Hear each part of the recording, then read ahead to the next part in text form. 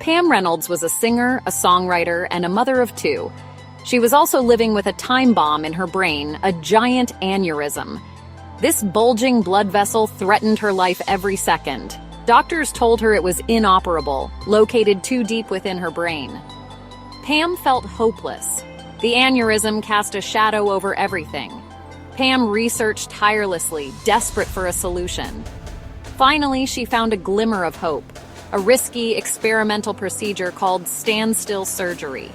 Developed by Dr. Robert Spetzler in Arizona, it offered a slim chance of survival. It was a long shot, but Pam was out of options. She decided to take the risk. The surgery was incredibly complex. It involved lowering Pam's body temperature to near freezing and stopping her heart. Essentially, doctors would induce a temporary death to operate. Pam would be brain dead, her blood drained, and her EEG flatlining. There was no guarantee she'd come back. Pam knew the risks. She understood the gravity of the procedure, but she clung to hope, to the chance of a life beyond the aneurysm's shadow. She traveled to Arizona, ready to face the unknown. Pam lay on the operating table, fear battling hope within her. The medical team bustled around her, a flurry of activity in the sterile room. She felt a prick in her arm as the anesthesia flowed in. She drifted off, her thoughts clinging to her children. Then, blackness. Pam was technically dead. Her heart wasn't beating. Her lungs weren't working. The machines monitoring her vital signs confirmed it, a flat line. But amidst this clinical death, something extraordinary was happening.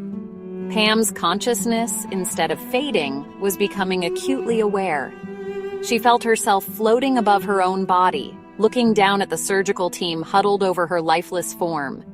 It was as if she was an observer in the theater of her own operation.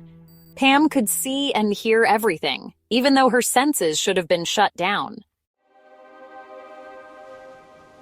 The scene below was surreal. Pam watched as surgeons worked tirelessly on her inert body. She observed the bone instruments, the shaver, the surgical saws, tools she'd never seen before but instinctively knew. She heard snippets of conversations, the doctors discussing her case in medical jargon she shouldn't have understood, yet somehow did. Pam saw a doctor, a woman, whom she hadn't met before the surgery. The doctor was complaining about the size of Pam's veins, finding it difficult to insert a catheter.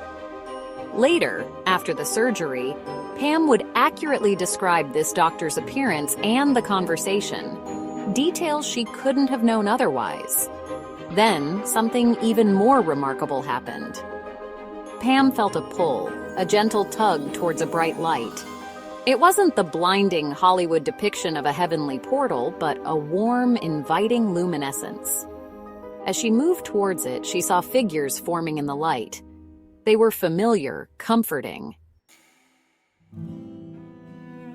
The figures in the light were people Pam knew, loved ones who had passed away. They were there to guide her, they told her. But it wasn't her time yet. They assured her she had to return, that her children needed her. Pam felt a pang of longing, a deep connection to her children still of this world. She resisted at first, not wanting to leave the warmth and peace of the light. But the love for her children, the pull of her earthly life, was too strong. Slowly, reluctantly, Pam moved away from the light and back towards her body. She felt herself being pulled back, the darkness of the operating room engulfing her once more. The experience left Pam shaken and profoundly changed. When she awoke after the surgery, she recounted her out-of-body observations to the medical team. The details were too specific, too accurate to be dismissed. Her story challenged the very foundation of neuroscience, defying the understanding of consciousness and the brain.